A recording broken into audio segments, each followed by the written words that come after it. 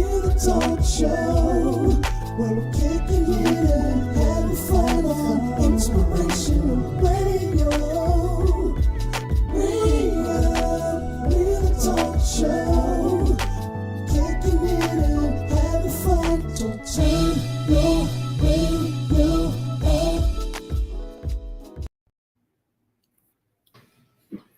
All right, turn your radio up. Turn your radio up. It's time for another live episode of TheReuPLive. Excited. Welcome back, Sonia. Welcome back. Thank y'all for welcoming me back. Looking at Bishop trying to pop in here. Yeah, he is. His phone. He popped in, popped back out. He said, "Boom, boom." He tried to give us that sneak attack. Yeah.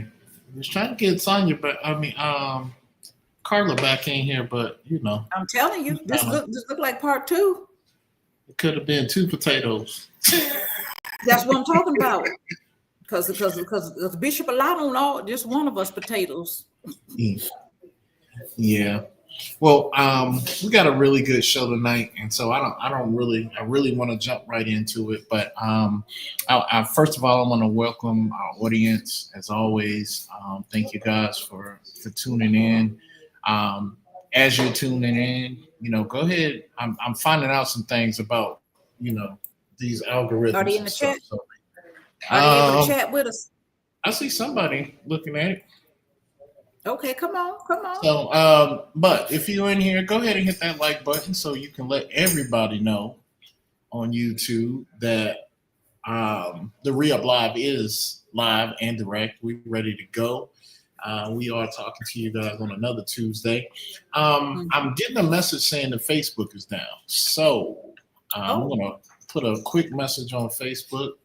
Now, Facebook is down, or yours, or what you trying to post is down? The whole Facebook down, or what? The stream. Okay, I got you. The stream for Facebook doesn't seem to be working today. So I'm gonna just put the link to YouTube there. So if you guys got friends or y'all got people that usually watch through Facebook, in just a second, I'm gonna go ahead and make sure that they have the link to YouTube. So I'm gonna put that underneath. But in the meantime, we're gonna see if we can get old Mr. Dynamite in here. I think he's Mr. Dynamite tonight. What you think? I don't know. How was your week, Sonia? What you been up to? Busy, recuperating. Just getting ready for September, because the Jewish New Year, the real New Year, getting ready for these holidays, just trying to consecrate a little more than normal for the September. So yep, been trying to doing that, doing a corporate fast with some people and doing my own fast and stuff. So yep, so it's been busy. Because I know it's strength in unity and strength in numbers. So I'll be joining these groups to get in on these fasts, observe these holidays that a lot of times we don't pay attention to, but they really are important to the Christian faith. So I just be like, yep, just trying to see, because, with all the stuff going on in our country, we need all the ears open we can get. So that's all I'm trying to do. Try to have my ears open, spirit open, and be ready for what's next. So that's what I've been up to, trying to get this diet together with these fruits and vegetables. I hear you. I hear you. Yes, sir. It's fruits and vegetables. I never did ones quite like that. And it's something else now. I'm just going to tell you. Just fruits and vegetables. Like, oh, Lord. Is it a fruit? Is it a vegetable? It's like, oh, Lord Jesus. Well, last week, Sonia, we had a pretty good conversation about church hurt and the broken witness. That was the name of the show last week. And basically, the premise of the show, right? We talked a little bit about what happened in Minneapolis, Minnesota, the shooting. And what prompted the conversation was the governor, I believe, of Minneapolis was, or governor or mayor of Minneapolis was basically saying that, there was certain people that were going to just say, hey, we're praying for the victims, but they weren't going to do anything, no type of action. And so a couple of things came from that, right? Thought-wise, that one, when we pray for people, but there's no action, there's no belief, there's no real character behind what we're praying, then it basically comes across as very false. You know what I mean? And the danger with that is people don't see the power in prayer, or they don't think there's power in prayer if they're not, if they're not familiar with that, right? So we had some conversation about that, how it affects our witness, how it affects our ability to disciple people, if they're struggling to find the truth, right? So talked a little bit about hypocrisy, and so this week wanted to kind of jump into I think the next part of that conversation where over the last week or so, or since we did our show, there was a press conference with the victims of the Epstein case, or some of the victims of the Epstein case. I think about 24 of the young ladies came and stood in front of the Capitol to kind of talk through, some of their experience and what their expectations are as far as, justice and, people being held accountable for what happened to them. And so in that conversation, I noticed, again, this faction between, and I only can speak to Christianity, right, to believers or people who are in our church. But I noticed this big faction, this big divide in how these victims were received, right? Some people have took the narrative from our political leadership to say that this was a farce, that this was, this is just a scheme to mess with the government leadership right now, and and really kind of dismissing, I think, what's actually happening with that, right? And so in my mind, that's an example of sometimes what I see happening in church, right? Because we're seeing this happen publicly, but we've heard stories, countless stories of people being hurt in church, right? In ways that they probably shouldn't or wouldn't expect to be hurt in church, right? When I think about homes, people in their homes, growing up in certain communities, we're taught, like, whatever happens in our home, whatever happens in our situation, we're not supposed to talk about it. And I can't help but think that breeds more victims and more victimizers, right? Because ultimately, I think some of the people who victimize people were probably people that were victimized themselves, right? And never got any type of help or relief. And so tonight I want to talk about, practically, what happens, when that happens, right? When the victim's issues don't get addressed, right? And again, you have people that leave the church that end up getting mad at God because of how people responded to their situation. And then I want to talk about some of the practical things that we as a church can start doing to help with this situation, so that, it's not just us saying, hey, we're praying about something. I believe everybody on this show believes in prayer, strongly in prayer, and the power of prayer, but also understanding the action that comes behind that and what should actually be connected with our prayer and with us as a people, as a kingdom people. So that's kind of the outline of what I want to get into today. I'm pretty sure, as always, we'll go wherever the conversation takes us. But yeah, any initial thoughts on that? Did you get to see any of that interview or hear anything about that press conference? Not particularly, because most of the time, which one you talk about? I'm be honest. Which one you talking about? With the survivors, the Epstein. Okay, no, I didn't get to see that one. I was looking Okay. at some other commentary behind. That's why I was wanting to clarify if I got to. I heard about it, but I didn't physically see it. Okay. So I don't want to be, making up stuff. Yeah, I didn't see that particular one. I saw another. I heard about it, but I didn't particularly see any of the victims when they had the press conference or whatever with that particular thing. Bishop, can you hear us? Yeah, we can't. You see him? I see him in the green room, and I just see him clocking, but I can't. Okay, I got you. So in the green And then room. every so often, I hear like some coughing or something like that. Okay, I got you. Yeah, it might be his phone or where he's sitting at. Okay, but yeah. So I pulled up the interview. I don't think I'm gonna play it though, or it's not an interview. It's just a press conference, right? Yeah, I know. So Yeah. the ladies, I believe it was 24 of them, I guess spoke in front of Congress. I heard about it. And just, kind of share, some of their thoughts with it, right? And again, what we're looking at with Epstein, and I think what hurts my heart sometimes when I see this, because again, unfortunately, what we're seeing happening in a public space is something that I think happens more often than not, or definitely more often than it should, right? Even in the private places.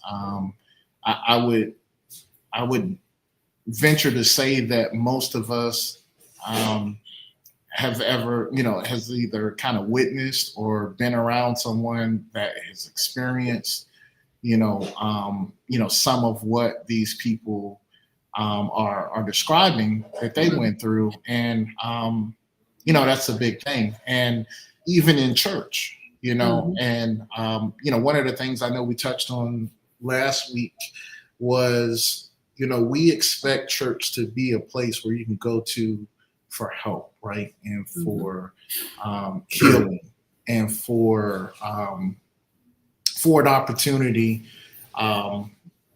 to get away from stuff like that, but unfortunately that's not everyone's experience. That's not everyone's church experience. And so I think we start there.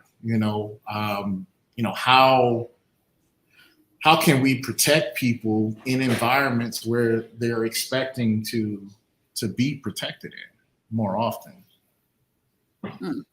How can we as a church protect them? Yeah. I have what I really think, and then what I should say. my brain goes a lot of different places. Let's have both. What you really think and what you... The commercial answer is, okay, you go into church, and how do we protect them?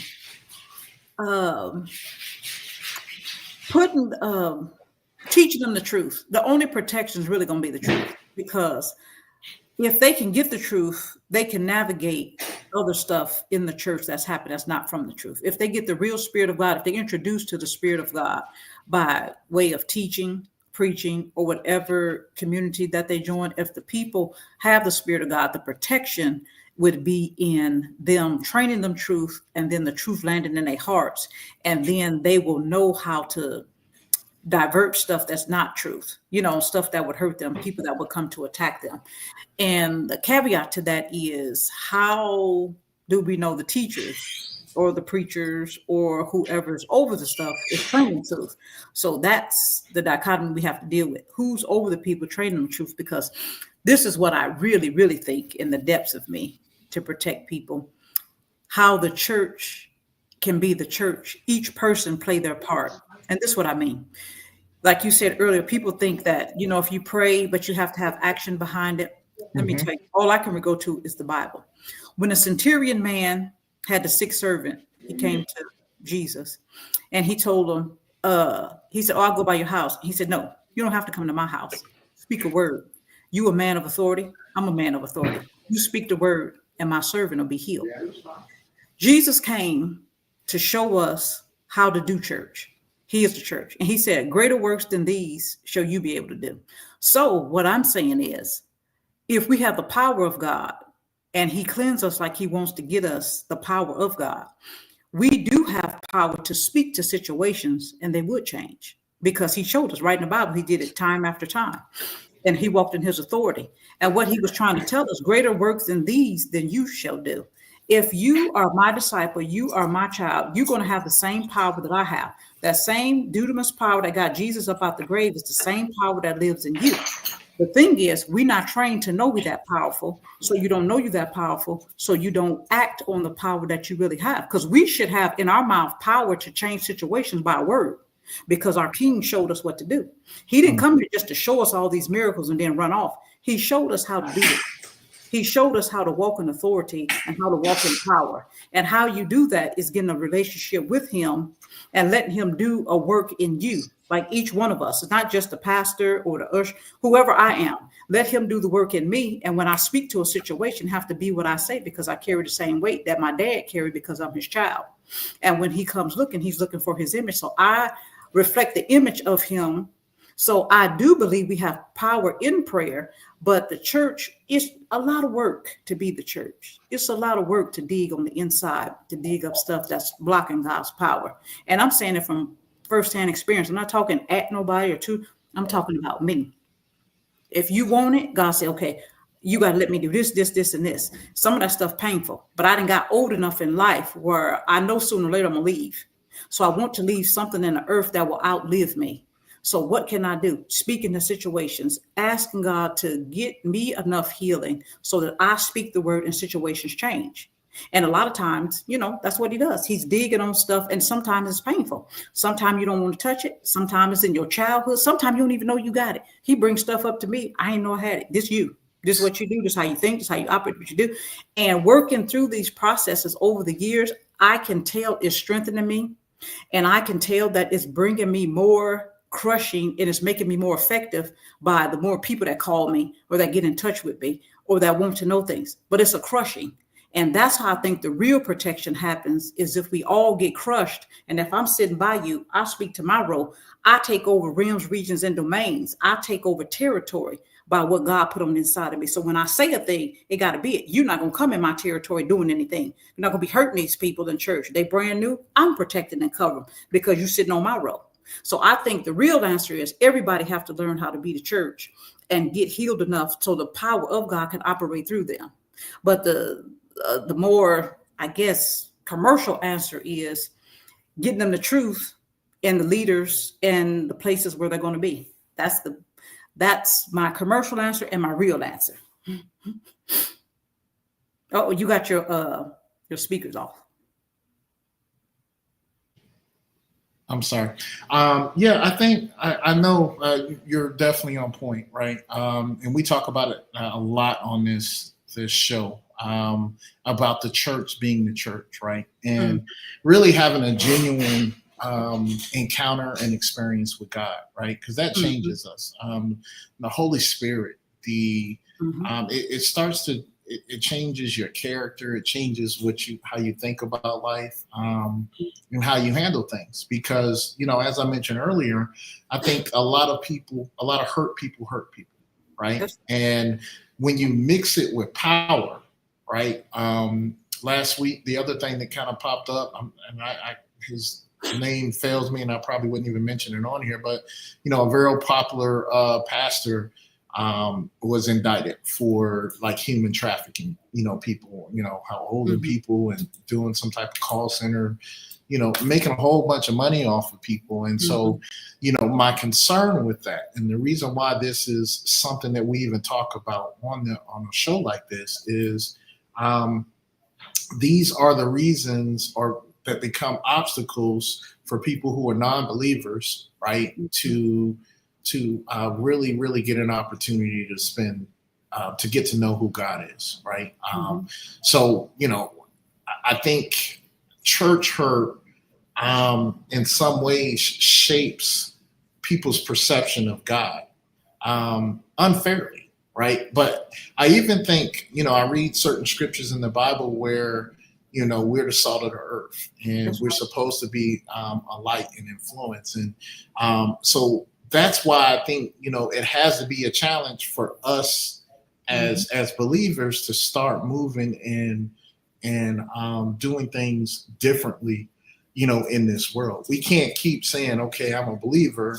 I've been saved, Jesus died on the cross for me, and then not have a transformation happen, not allow God to get into our life, get into our spirit, get into how we react and how we respond to things. And I think that's what ends up happening, right? We get the first part and we want to just keep driving that first part out. Like he saved us, right? He died on the cross for my sins, right? But then the responsibility of what Jesus told the disciples, for example, go out and make disciples, we kind of put that on someone else, right? One of the scriptures that I wanted to get into today, and it was so funny when I was researching this. I was really only going to read James 1:19, but I'm going to read the whole thing because it speaks directly to that point for me, right? It says, "Wherefore, my brethren, let every man be swift to hear, slow to speak, slow to wrath, for the wrath of men worketh not the righteousness of God. Wherefore, lay apart all filthiness and superfluity of naughtiness, and receive with meekness the engrafted word, which is able to save your soul. But be ye doers of the word, and not hearers only, deceiving your own selves. For if any be a hearer of the word and not a doer, he is like unto man beholding his natural face in a glass.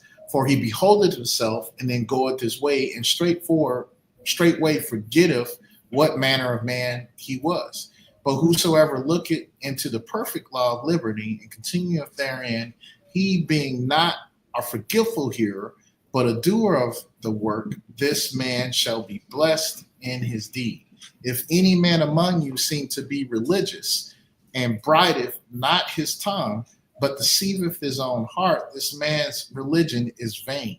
Pure religion and undefiled, pure religion and undefiled before God and the Father is this, to visit the fatherless and the widows in their affliction and keep himself unspotted from the world." And what I thought was interesting about that, right? And we're going to go back to 19 when we talk about how the church can practically help, help people through this situation, or help kind of change the narrative of what's happening with the Western church.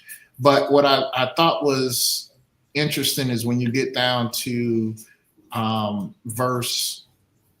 when you get down to 26, right? And it talks about religion and bridling not your tongue and having deceiving his own heart, right? Thinking that because of your religion, because of, you quote some scriptures. You may have heard, you may go to church every Sunday or Wednesday or whatever, but you're not allowing this word to infiltrate your heart and to change your mold, your mood and how you move.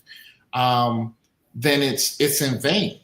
And that's what, last week, I think I was hearing from that mayor that, people are constantly saying when there's a mass shooting, hey, we're praying for them, right? But then, we're still moving the same way. We're still supporting, having automatic rifles in the hands of anybody, right? Without any type of regulations. We're still, still moving like the next day, like everything is good. We're not purposely going out and helping the fatherless. We're not helping the widow. We're not doing any type of action to meet the prayer that we're giving, And I'm not saying that every time you pray that you should be doing something, but our actions, our character should align with people of prayer, with people of faith, with believers. And not just with our political party, not just with our culture, not just with our how we grew up, not just with who we like or who we don't like. It should really be, how the kingdom moves. And so I think that's super important for us to kind of keep in mind there. Definitely. Being a hearer of the word and a doer of the word, we talk better than we live. I'll say it like that. Most of us can talk. You can teach it and preach it better than we can do it. And the real show of how you living and moving, and if you really want to make real change in any part of the world, your family. How do your family, siblings, just your family? Because this is what I'll say. When you change, every person have a sphere of influence, about 7 people. That's what they say, 7, 8 people. Could be a wife, kids, like you married, your wife and kids, then me, siblings. It's like, what do those people around you, if somebody had to interview them behind your back, what would they say about you? How I knew I was changing, when my mentor called me, my sister told me one day, she said, you changed. Like, when they grow up with you, they know how you move. They know how you act. They know how you flipping out. They know how you change. And then when I moved, my mentor told me, she said, Tanya, you done grown a lot. Like, you like a different person. And it's like the people that are around you can tell you the best on how you really moving. I can say anything to people outside of my house. They don't know me. I can get on this show and say anything. They don't know me. But the people I'm really affecting a change with, what do my family say? What do my friends say? What do people at work say? What do people that's around me? What will with your husband, your wife, your kids, your siblings, your brother, people that know how you move? I think that's how you know if you are growing, is if they had an interview behind your back, what would they say? What would they say about me behind my back? And that's how I think we make real change. If I am changed on the inside, I have the capacity to change 6 or 7 generations. If I influence 6 or 7 people, each one of those people are connected to their generation. So you really have the influence to change a nation by changing me. If I can let God change me, I can change. If I'm influencing 7 people, they got families, they got kids, they got loved ones, they got a job. It's really massive, the change that we make when we are willing, because we can't leave the onus on the pastor and leave it on the deacons, the preachers, the teachers. Each one of us going to have to take up our cross, because we're coming into a day and time where they're going to have a lot of pressure on church. What you going to do when you can't get to church, like it was in COVID? And they're trying to do something else.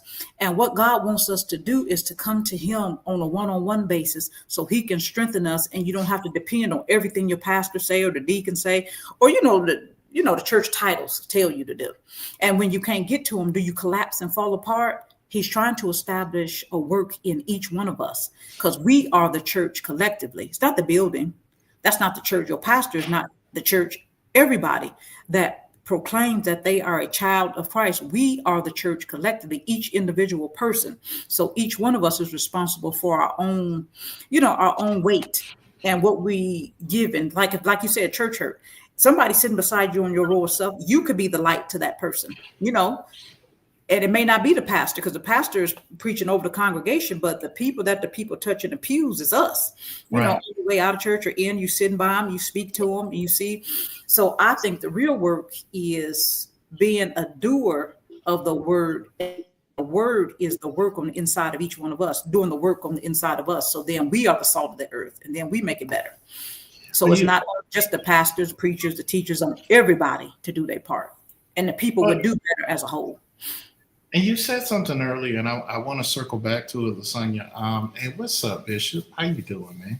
He got up in this thing. He got up in this thing. How y'all feeling? Listen, I was talking to y'all earlier like a big dog, and nothing was happening. Nothing was happening. Yeah, I'm talking about straight having conversation, commenting on what Sonya was saying, everything. Everything was clear to me, and I could hear it in real time, but y'all couldn't hear nothing I was saying. And I was like, Lord. Somebody said something about the comments is off again. You know what Shelton like to do. You don't want to hear from some of these listeners. They be helping me. I said, them are buddies. Them are faith family. Yeah. They just don't be saying them, but Arnisha and they be ready to talk to us. Yeah, I don't know why sometimes. How did they tell you the chats was off? If the chats is off, how they get a message to you?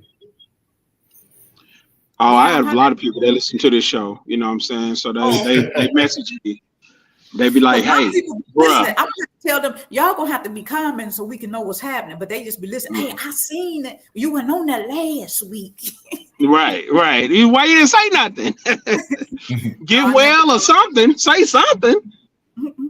Well, definitely. I Man, I'm just want sorry to take about a that. moment to go ahead and tell our guests, yes, thank you for listening in. Yeah, we I do sorry see about I do see some eyes in here, so I know people are listening. If the comments aren't working, I do apologize, but we'll get that addressed. Um, but Sonia, you said something earlier, right? And I want to circle back with it. Like, people are coming to church, right? And things happen to them, or things are happening to them either in church, out of church, or whatever, right? that. So one of the things that, and I'm a realist, right? And this is what I will tell anybody who's not a believer, who may have experienced some church hurt. Unfortunately, the church is full of people. The same people that was out in the world is coming into the church, right? And at different, I think, seasons of their life, right? Mhm. And I think the danger that creates what we're talking about tonight, right? That creates victims and victimizers, even in the church, even in politics, even in schools, even in your homes, is when a trauma, when something isn't addressed, right? So when sin isn't addressed, when maybe someone has been abused, hasn't been addressed the right way, Right. it's hidden. It's again, I grew up in a culture where in the black culture, it's what happened in here, and I don't know if that happened to my white brothers and sisters, but if something happened in our house and our family, nobody was supposed to hear from it outside of our household. So that means counseling was out of the question, talking to your teacher about it, all of that. But I hate to say that that created a mindset that is probably detrimental, because if you grow up and you don't feel like you have the opportunity or the outlet to really tell people what's going on with you, it just really allows that to become a root. And if it's not addressed, again, you're hurting for a good portion of your life. It's going to be hard, and we're talking about, I'm talking about, since we're talking about the Epstein stuff, sexual sin, right? So now how you handle relationships is going to be affected. It can set you up to be a victimizer if it's not addressed. It can set you up. A lot of people really push for, are upset with the letter community or LGBT. But when you talk to a lot of them, they've been victimized. They've been hurt. So it opened, some things opened them up to some stuff that they probably weren't supposed to ever be really open to, or shouldn't have been open to. So when we talk about the root of things, it's again, we get caught trying to deal with the fruit all the time, or the repercussions of things. But as believers, we gotta think more like how God does, which is he's a surgeon. He gets into what's causing you to move the way or think the way you think, and he is transforming that. He wants to renew your mind. If you're in a place where you're trying to hold on to that, or you're trying to be secretive about certain things, or not allow God to deal with those things, then we can get into this situation that we're talking about right now. And one thing we have to do is know we can trust God. I think some people, because you couldn't trust your mom, couldn't trust your dad, or couldn't trust your friends or family, just speaking generalities, sometimes you have a problem trusting God. Now, if all this stuff happened and God is God, sometimes they can't differentiate that people did those things to them and God did not. So you getting saved and you be like, I had an experience, I believe God, but to deal with the deep stuff, you have to trust somebody. If you have a deep secret, ain't nobody going around telling everybody their secret. That's Right. just common sense. God even told me that. My deep treasures, I'm not going to share it. Do you go around telling everybody your stuff? No, God don't either. So he building trust with you. You have to know that your Heavenly Father is trustworthy. And when you come to him with that pain, you have to trust that he will heal you and not hurt you, and he will make you better. Because sometimes it's painful getting healed. Now, if you break your leg and they got to reset it, it's going to be painful in the resetting. And unfortunately, most of us have been set wrong. So when he re-break it, it feels painful, but it's really only for a short time. Right. Like the pain is intense too. You be like, woo, you might cry yourself to sleep, think you're gonna die, but you make it through them first couple of nights, you be like, oh God, okay. I'm telling you, if we could train people to trust our Heavenly Father as a real father, they would do better with their healings. But sometimes the distrust comes when everybody mistreated you that was supposed to protect you. How can I translate a loving God and move into him protecting me when everybody else mistreated me? So Right. it's difficult for people to make the transition, and they have a distrust. Like they got these secrets. Sometimes they know they got secrets. Sometimes they got this pain. Sometimes they know they got it. But it's like, and then when God starts tapping on it, the pain be so intense. Am I going to die? Like, what's going to happen if I touch this stuff? And the truth is, it's a lack of trust in our Heavenly Father, knowing that he'll protect your heart and hold your heart. And it may be painful in the healing process, but he'll never leave you or forsake you. And I think sometimes we don't tell people that they can trust him with the deepest secret, the most intimate pains, the deepest stuff that ever happened to you. I'm not like your mother. I'm not like your father. I am a spirit. You worship me in spirit and in truth. I am here for your healing, to help you. I'm not here to hurt you. I'm for your good. Then you have to get your scriptures out. He made us the head, not tail, above only, not beneath. We fearfully and wonderfully made, blessed city, blessed field, blessed corn. I intend to do you good, Jeremiah 29. I'm here, I intend to do you good, give you an expected end, here for your good and not for your evil. And sometimes we don't make the translation enough for people to trust their Heavenly Father, because you carried it so long, now you grown. So now what you do? Okay, you say, you got all of this stuff. As soon as it come up, it's so painful. Sometimes you feel like you're going to die if you got to deal with it. But the trust factor, if we could train people, you could trust God, we could revolutionize the world. I'm talking about literally, because most of the church, they saved, but a lot of them damaged. That's why we don't have the power, because God can't flow and crush to get that oil out of the olive. He can't crush it enough to get that power. When I speak to a situation, it changed, because I have the power to back up the words that I'm saying. We say good words, but sometimes we don't have the power to back up the words because we got too much stuff. We won't get crushed enough to let that oil flow so that we can speak to a thing and it changes. Because our Heavenly Father, he showed us what to do. When he went to the centurion, he didn't have to do anything. He said, speak and my servant will be healed. Why could he just speak? Because he had the authority and he had the power, and he's trying to transfer it to his children. He wants to transfer that type of power onto us. But it's a work in process to get that kind of power. You got to be crushed, and it's painful. Yeah. You got to get olive. You got to get that. You got to get squares. You got to get and he get down to them secrets. He get down to your childhood. He get down to mama now, and he do it in your private time. And then he's a private God. That's one other thing about him too. He's not going to put you on display. This your private pain, this your private God, and he want to heal you. So you can be a public display of his power. And when you walk in places, you change atmospheres because you walk with the king and he displays his power through you. So I wanted to transition real quick, because we got about 20 minutes, but I think, Simon, you've already kind of jumped into some of what I wanted to talk about, right? A couple of things from what I saw in that video, right? That I think we as Christians can learn from, these Epstein victims, right? And so, or people who've had to deal with situations like this. And so I've kind of broken them down to 5 things. I'm going to challenge our audience. I'm going to challenge you guys. If there's some other things that you see in here that we need to do, definitely, type them, bring them up, let us know. But the first one, right, and this is what I think we've already touched on, right? Listen without judgment, right? Victims often feel silenced or dismissed. We need to create safe places where they can share their story without fear of criticism or some type of immediate correction.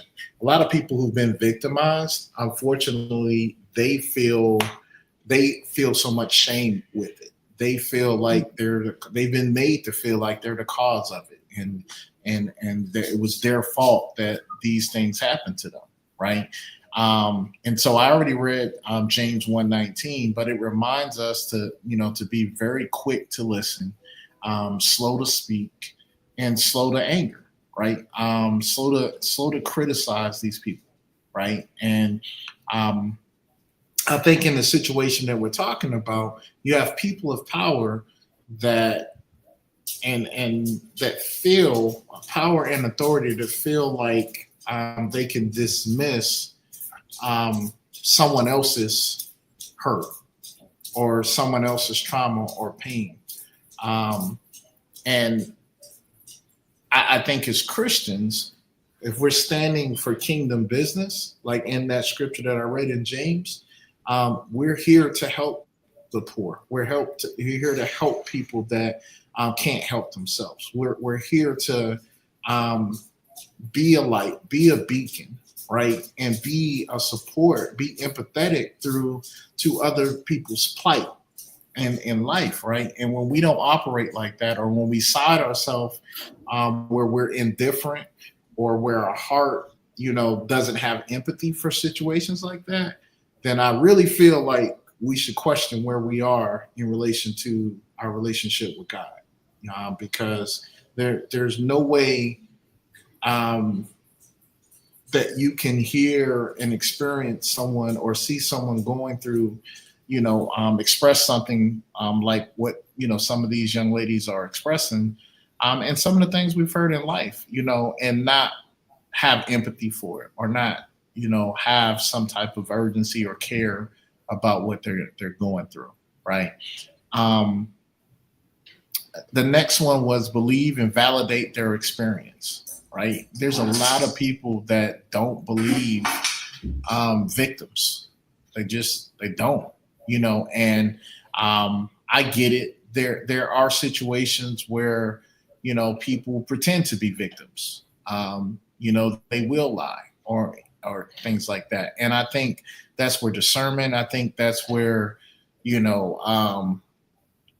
can dig into some things like that. That's why you're not really quick to judgment with different things, but to just completely discount what a victim is saying, I think is egregious behavior. It's not healthy behavior, and we're doing it a lot lately. We're discounting. I mean, and I would ask y'all this: do y'all think because of the state of the world right now that it's easier for people to just think or to just ignore, I guess the plight of certain people? Like, you have certain sects that don't care about, people struggling in the economy. You have certain people that don't care about, someone being harmed. Mass shootings happen so often, it's almost like a daily news thing. You know what I mean? So I'm wondering if you guys feel as I feel that, maybe, how when we're being, it happens so often that it's just now common to us, or too common. Desensitized. Yeah, we're desensitized to it. And am I off on that, or do you guys feel the same way? Not at all. You definitely own it, and that is basically why that governor or whatever said what he said. It's just like people are making empty promises and everything like that, and nothing is happening, nothing is changing as far as that part of it. Nobody really genuinely cares as far as that part of it. They're just going through the motions, and when you're going through the motions, you don't have the opportunity to get the real power of what is being said and done in that moment. So you definitely want to stay in tune, and the less of a connection that you have with God, the less of an opportunity he has to work in that situation, because you're going off of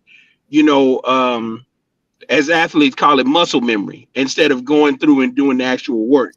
You Yeah. know, and muscle memory will get you so far through it, but at some point you're going to have to press to get, you know, more endurance. You're going to have to press to get more stamina. You're going to have to press to get more in tune and aligned with where God is trying to take you. And if you don't, you know what I'm saying, you'll get tired and you'll get worn out quick, and you know, you'll be like the disciples when Jesus told them to watch. They was out there asleep because they didn't have the stamina, you know what I'm saying, to stay up. You know, they fell out under the weight. They Yeah. hadn't been working out their spiritual muscles. They let the spiritual heaviness, you know what I'm saying, weigh them down. I think it's difficult for people. I think the majority of people, the reason we desensitize and the reason it's tough for us to deal with other people's pain, because then you're going to make me deal with mine. You Mm. sit down and tell me you've been victimized. Now you digging up something I've been burying. So in order for me not to deal with my pain, I cut your pain off, dismiss your pain, make it dismissive, and then don't deal with it. Right. When you sit down and talk about things that happen to you, it makes me become self-aware. Most of the Mhm. world don't want to touch pain. They don't want to be self-aware. It's easier to be desensitized and don't let it touch you than if you pay attention and it's like, man, this really happened to them. How does this affect me? When you empathize with somebody, you put yourself in their shoes. That's forcing you to deal with places on the inside of you sometimes you're not ready to deal with. So Yeah. some people not trying to be evil, they just don't want to touch their own pain. So therefore, I'm not going to touch yours. Yeah. Yeah. No, I think that's definitely a layer of this that needs to be talked about. But then we have some people that just have different agendas. And, you know, what I think bothered me most about this press conference is, you know, again, the narrative that this is a hoax. You have over 1,000 women that have had this experience in this situation. You know, the most that I've ever heard of, you know, in a situation. And, you know, I think one, as a church, right, and I'm only speaking to my brothers and sisters, we should always err on the sides of, you know, healing and justice and making sure um, that we are having the right conversations, that we're in a place that we can help and support, you know, people that go like this or that have these experiences, right? Because the narrative that I heard, right, there was a couple of women that spoke, and I can almost hear in how they were speaking things that they still. What ends up, and the sign you touched on it earlier, is that they start being mad at God. They take it off the fact that a man or, you know, a woman or a person did this to them. Why didn't God protect me? You know, and you know, and unfortunately, they're not taking that question to God, right? They're not letting, you know, putting that question on the altar. Then they have Christian religious brothers and sisters that saying, "Don't ask God. You can't ask God no questions, and you know, just pray it away, or you know, don't God doesn't care about what you're going. You know what I mean? They have all these different statements that end up being counterproductive to this person really getting the healing that they really need with that, right? And so you just got different levels with that. And again, I think there's a group that, yeah, they don't want to touch it because they've had that experience, right? And they haven't had the healing yet, and they don't want to pick that up. And then you have people that just want to continue on in the behaviors, right? And they feel either untouchable or whatever. And, you know, I'm here to say two things, right? One, that, you know, we don't want to minimize what someone has ever gone through, right? We don't ever want to do that, right? Because all that does is deepen the wound and pushes them further and further into a dark place, right? Instead, I want to encourage, if any of those women have the opportunity of hearing, you know, what we're talking about here tonight, you know, I want to encourage them and affirm. I think they are some of the bravest people in this world to even go in front of the Capitol and talk about their experience with that, knowing that it puts them and their family in danger, You know what I mean? Because, what they're dealing with is people of power, right? That have influence, that have money, that have all these different things, but to have the courage to stand up and say, this happened to me, right? And there needs to be something about it. I commend them for that. And then the thousands of other women who didn't have that opportunity or couldn't do that at that time. You know what I mean? To just let them know that God, to your point, Lasagna, God sees them and he does care. And when they went through that experience, he was there with them, and he wants to heal them and he wants to be able to turn that situation around for them. He cried. He had emotions behind it. You know what I mean? I think people don't see God as who he really is. God is love. He doesn't want us to hurt. Go ahead. And what I want to tell somebody else, if you listen to this, when you go through a trauma, something happened, just because God sees all and he knows all, the earth belongs to man and it's always going to belong to man. He needs access to help us.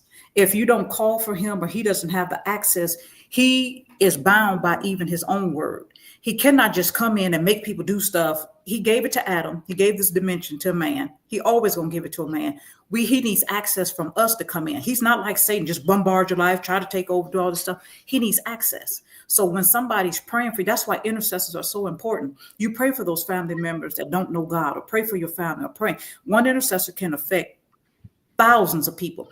You prayed sincerely, so when stuff happens to people, they think that God did it because he saw it, but God didn't have access to change that situation. He needs somebody praying. He needs to be given access. When people are doing stuff to you, that's because the enemy is infiltrating them and they're touching, bothering, molesting, or whatever they're doing. But God is touching people's hearts. Hey, I need somebody to pray, because the access you give him can stop the predators. He needs access. So don't ever think just because God see all and he know all, he's not a villain. He's not going to override our will or just take over people's lives. But don't ever think that when you're a victim, God don't see or hear you, because no pain on earth, there's no pain on earth that heaven cannot heal. It's nothing you've been through that God don't have the power to go through your past and reverse the pain that you even felt, so you could even talk about it, not even have the pain attached to it. That's how powerful he is. You can't do anything to a person that God cannot restore them as if nothing ever happened. That's the magnificent wonder of God. After he saw it, and after, even if he didn't have access then, you give him access now. He will fix you like it never happened. And then you'll have a testimony. Then you'll have a ministry. Then you'll have a way that you can talk about it. You don't cry. It don't bring up pain. It's like God went in your past, because he's in your past, present, and future. He got to heal that little girl, that little boy that got hurt. He's going to go right there because he stood right there, and he can heal you past, present, and future. God is in all at the same time. He is I am. So if your past hurt, he's going to get to your past and heal you.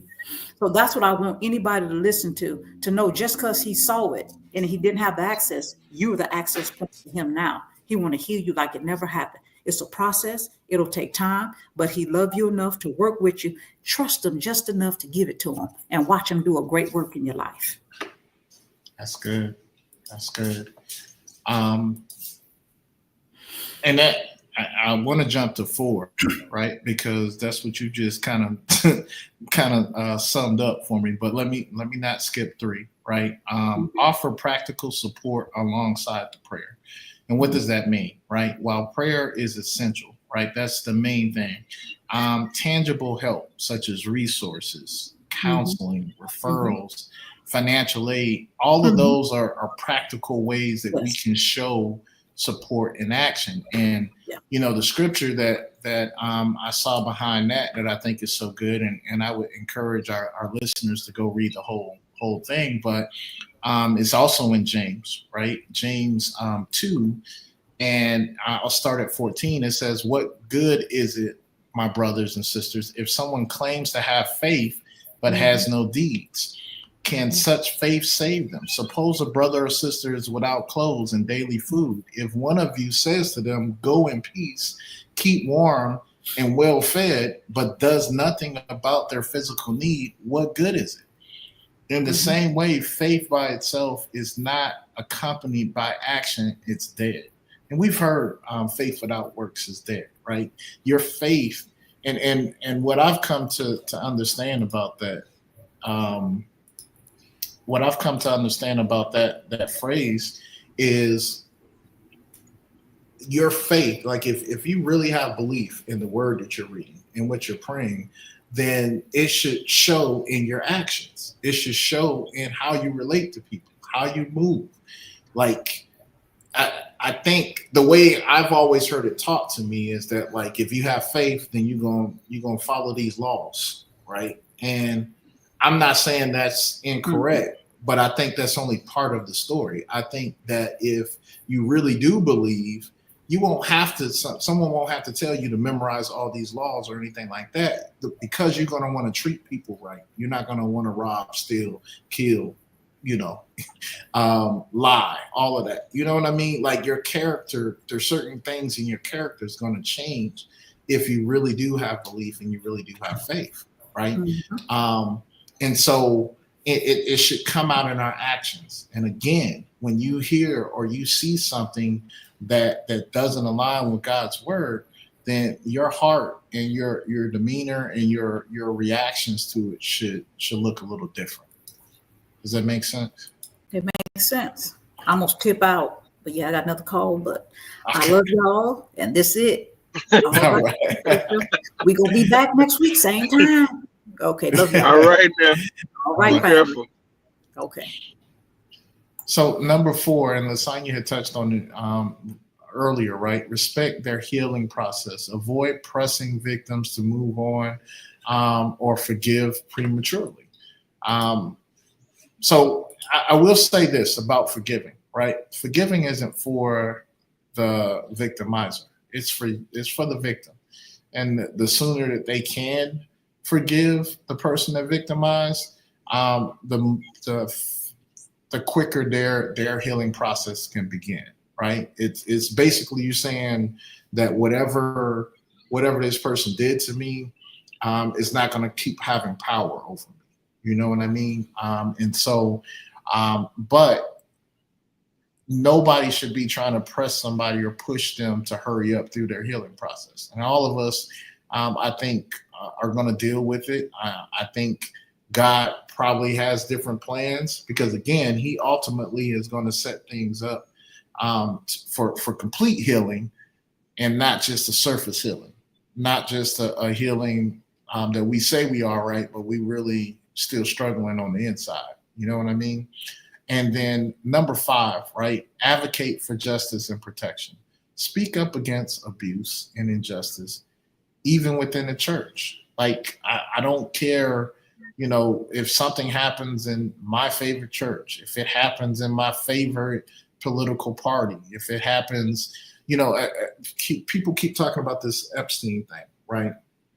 And it's just this battle between liberals and conservatives and things like that. And, you know, the question keeps coming up, well, why didn't the Democrats release it while they were in office? You know, and there's a couple of answers to that. One, the DOJ, right, is not supposed to be a political party. It's not supposed to be Democrat or Republican. So it's a legal situation, and whoever is the DOJ is responsible for that information. And from what I have read and understood, you know, they didn't want to release that information the way it was at that point, right? 2, right, whether you're a liberal, whether you're a Democrat, or whether you're a Republican. And I tell people this all the time because I don't necessarily necessarily want to take a side in that, right? I do believe that list is going to have Democrats on it and Republicans on it. I really believe it. I believe that, you know, the leader of our Western world right now, of our country, is on that list, right? But I also believe that there's some other people that are on the Democratic persuasion. What I'm saying is that we as Christians should advocate for justice, no matter who it is, no matter if it's the person we voted for, no matter if it's the person we thought was this or that or the greatest thing since sliced bread. ultimately, if we're standing on the side of God and Christ and kingdom principles, justice and protection is important to us, or should be important to us, no matter what our political views are, no matter what our cultural views are, no matter who our friends are. You know, if our friend is caught doing something to harm others, I would expect that we would want to see justice, happen, for that individual. So that's where this really boils down to. And that's the challenge that, I think in the question that, situations like this Epstein thing is really forcing the church to look at, right? How in the world can we ever, as a church, be divided on a situation like that? That is the one thing that we should be able to stand on. We've seen congregations dissipate or separate over that. We've seen households, families separate and dissipate over, situations like that. And it really shouldn't be the case. So, Bishop, I'm gonna let you close us out, man, with some final thoughts. Since the whole first half you was trying to talk.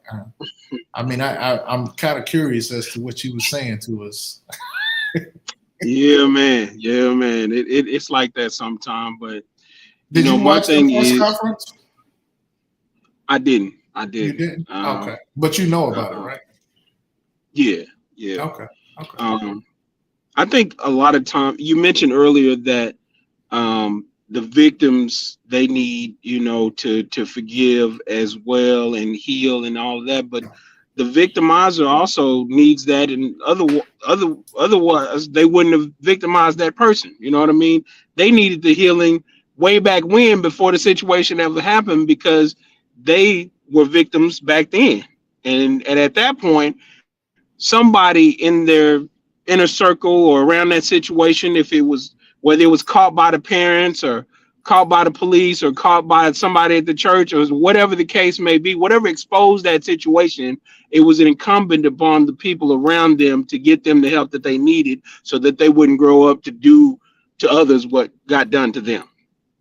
And that's where we stop the cycle, is getting the help for those that are victimized as early as possible, so that they don't become victimizers, later on in life, or, immediately following. Some of them, immediately that switch is on. Once, they get victimized, that's it. They out there trying to give it back, And so we have to be better at, recognizing that this is not just going to go away just because we, say, well, I'm going to watch over more carefully now. And, we don't have to talk about this, and you bury it ain't gonna do nothing.